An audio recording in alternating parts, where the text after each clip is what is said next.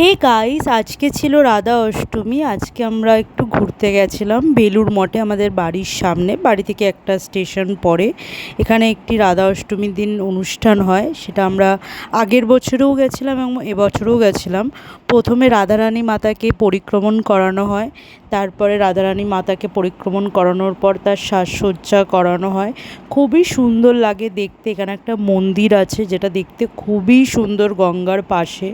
যদি আপনারা দেখতে চান তো আসতে পারেন এখানে। এটা বেলুড় মঠ থেকে একটু এগিয়ে গিয়েই, কাউকে বললেই তারা আপনাকে দেখিয়ে দেবে। আর মন্দিরটা খুবই সুন্দর, আপনারা আসুন একবার, এসে এখানে দেখে যাবেন। আর এখানে আজকে ভোগ খাওয়ানো হয় এবং রাধারানী মাকে পরিক্রমণ করানো হয়। আমার তো খুবই ভালো লাগছিলো দেখতে, কারণ আমি এর আগেও একবার গেছিলাম। আর এটা নিয়ে আজকে আমার সেকেন্ড টাইম। তো সকাল থেকে ভিডিওটা এই বিকেলবেলা আপলোড করলাম, কারণ রাতের দিকে গেছিলাম, বিকেলবেলার দিকে।